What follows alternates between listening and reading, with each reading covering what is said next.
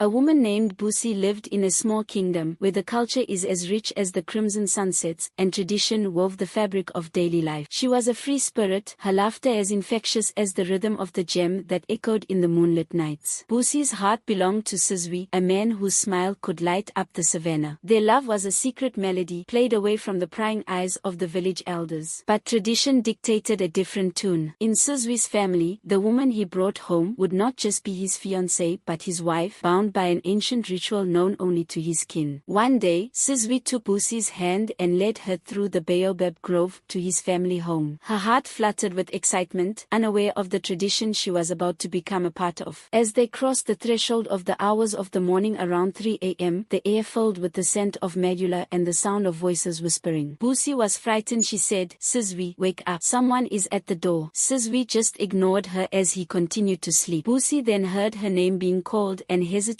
woke up to open the door. To her biggest shock, she saw a woman outside her door before the sun rose higher in the sky, casting a warm glow over the forest. Busi found herself surrounded by the women of the groom's family. Before Busi could cover herself, it was too late. The women dragged her outside the house as they sang traditional songs and danced around her, their movements graceful and full of meaning. In the dim light of dawn, the woman, now clad Busi in the traditional cowskin skirt and gave her a sword to hold, and stepped out into the cool morning air. The crow loomed before her, its significance heavy in the atmosphere. Busi is taken there to be introduced to the ancestors as a new family member with tears touching the ground. She could hear the lowing of the cows, which seemed to resonate with the sacred land she was about to enter. As she crossed the threshold, the earth beneath her feet felt alive, pulsing with the stories and spirits of those who had come before. The ancestors seemed to whisper on the wind, welcoming her into the fold. She was no longer just a visitor, she was becoming a part of something much larger than herself. Sizwe was not there, she said to herself, and I'm all alone with these women I don't know. The insults hurled at her by the family were jarring, yet she understood their purpose. Tears welled in her eyes, not just from the harsh words and insults, but from the overwhelming realization of the commitment she was stepping into. This was a rite of passage, a test of her resilience and her willingness to embrace the traditions that would bind her to her new family. As the sun climbed higher around noon, she was led to the forest, the heart of the ceremony. The grandmother awaited her there, a figure of strength and wisdom. She took Busi aside and spoke to her about the responsibilities and joys of marriage. She then also tells her stories of her youth, love and hardship, and the strength that comes from unity. Busi listens intently, the words sinking deep into her soul, fortifying her for the journey ahead. The counsel she received was like a balm to her soul, guiding her through the confusion and fear. A child is then allocated from Sizwe's family to care for until she can have her children. This is a symbol of her future. The child looks up at her with innocent eyes, and in that moment, she felt a fierce determination to be the guardian this child needed. The new bride and the allocated child were both covered in red ochre. The red ochre on her skin was more than just a decoration, it was a declaration of her new identity. The child assigned to her clung to her side, looking up at her again with wide, trusting eyes. She was now a bride, a wife, a caretaker, and a link in the unbroken chain of her husband's lineage. As the ceremony continued, the bride was adorned with colorful beads and bracelets, passed through generations, each one symbolizing a different aspect of her new life. Busi is then united with Sizwe and both share a drink which sealed their fate, a sweet promise of the life they will build together. Busi, with her spirit as untamed as the African winds, did indeed confront Sizwe. She approached him beneath the shade of the very baobab tree that had witnessed their union. Her voice was calm, yet it carried the weight of her feelings. "Sizwe," she said, "our hearts chose each other, but you chose for us both when you brought me into your family's tradition without a word of warning." Sizwe's eyes met hers, a storm of emotions brewing within. "Busi, my love, I feared losing you if the weight of our customs was laid upon your shoulders before your heart could call them home." Busi listened, understanding the fear that had guided his actions. Together, they vowed to forge a new path, one where honesty and love would guide them through the tapestry of tradition and change. Their conversation was the first of many, each one a step towards a future where every voice in the union would be heard. "I felt a sense of belonging as I joined in the dance, my heart was beating in time with the drums." And when the message reached her own family, it was not just a notification of marriage but a testament to the journey she had undertaken. From the shock of the early morning to the acceptance in the forest, she had traversed a path of self-discovery and emerged ready to step into her role with grace and courage. Busi and Sizwe's journey was not without out its hurdles. As they navigated their married life, they encountered challenges that tested their resolve and deepened their bond. One such challenge was the clash between Busi's dreams and the expectations of her new role. She yearned to start a business, to share her passion for crafting beautiful jewelry with the world. However, the village's traditions often kept her bound to duties at home. Busi and Sizwe often dreamed of venturing beyond the village's borders. Life unfolded within the village's embrace, the harvest festivals, the moonlit dances, and the communal meals shared under the baobab's ancient branches. Busi's jewelry business flourished, and Sizwe became a respected storyteller, weaving tales of courage and love. One day, as the rains painted the savannah green, a letter arrived. It bore the seal of a university in a bustling city, inviting Busi to study her craft further. Sizwe's eyes sparkled with pride as he read the words aloud. "Go," he said, "and let your dreams soar." Busi packed her beads and her heart, leaving the village for the first time. The city dazzled her, the neon lights, the cacophony of traffic, and the promise of knowledge. She learned new techniques, met fellow artisans, and sent letters home filled with wonder. He missed her laughter, the way she hummed while stringing beads, and the warmth of her beside him at night. But he knew this was their shared journey, the city and the spaces in between. Cultural shift was a stark contrast to her village's traditions. She grappled with the fast pace, the unfamiliar customs, and the impersonal interactions. The city's rhythm was exhilarating yet exhausting, and Busi often felt adrift in its relentless current. Loneliness was her shadow, following her through the crowded streets and into the quiet of her small apartment. The cost of living was a relentless tide, washing away her savings and leaving her anxious about the future. She juggled jobs and classes, her dreams clashing with the harsh reality of economic survival. It was in this whirlpool of challenges that Busi met Thandi, a fellow artisan whose laughter was a balm to her weary spirit. Thandi introduced Busi to the city's heartbeat. But the city had its shadows, and Thandi's circle included friends who thrived in the grey areas of life. They were charismatic, their lives a series of adventures, but their choices were fraught with risk. Busi, desperate for connection and a reprieve from her financial woes, found herself drawn into their world. The wrong friends brought excitement but also danger. They offered quick solutions to her money problems, but these came with strings attached. Busi's values were tested, her moral compass spinning in the chaos of the city's underbelly. She learned hard lessons about trust, about the price of easy money, and about the strength it took to say no. She felt her dreams of obtaining a degree seemed to slip further away with each passing day. Busi's love for Sizwe, her childhood sweetheart, was the one thing that kept her going. As the semesters went by, Busi's situation grew dire. She couldn't afford tuition fees or accommodation. The university library became her refuge, where she studied late into the night, fueled by determination and a flickering hope. She knew that education was her ticket out of poverty, and she clung to that belief. The city, with its glittering lights and promises of success, beckoned to Busi. She saw her peers living glamorous lives, attending parties, and driving expensive cars. The temptation to give up her studies and chase after instant gratification tugged at her heart. But Sizwe's unwavering support reminded her of her purpose, to rise above her circumstances and create a better future. One fateful day, as Busi sat in the library, poring over her textbooks, she noticed a well-dressed man observing her from across the room. His salt and pepper hair and tailored suit hinted at wealth and influence. Curious, Busi met his gaze, and he smiled, a smile that held both kindness and mystery. The man introduced himself as Mr. David, a successful entrepreneur and philanthropist. He had heard about Busi's dedication and struggles. His eyes sparkled with empathy as he listened to her story. Mr. David offered her a lifeline, an opportunity she had never imagined. He explained that he had established a scholarship fund for promising students who face financial hardships. Busi's eyes widened with disbelief. Could this be real? Was Mr. David the answer to her prayers? With tears in her eyes, Busi accepted the scholarship. It covered her tuition fees and provided her with a modest stipend for accommodation. She continued her studies, now with renewed vigor. Mr. David became her mentor, guiding her not only academically but also in life. His wisdom and encouragement fueled her determination. As Busi excelled in her studies, she discovered that Mr. David had once been in her shoes, a young dreamer with limited resources. His success story inspired her. Sizwe noticed the change in Busi. He saw the way her eyes lit up when she spoke about Mr. David. He understood that this rich man was more than just a benefactor. He had become a confidant and a friend. Sizwe's heart ached, torn between love and sacrifice. In the end, Busi had to make a choice. Would she follow her heart's desire, risking everything she had worked for, or would she honor her commitment to Susui? The city's temptations whispered promises of luxury and glamour, but Busi remembered her roots, her struggles, and the love that had sustained her. And so, under the warm African sun, Busi made her decision. She thanked Mr. David for his kindness, but she chose to remain true to Susui. As Busi walked away from Mr. David's office, she felt a mix of gratitude and longing. Life had given her a chance, and she would honor it by lifting others as she had been lifted. Busi's graduation day was a tapestry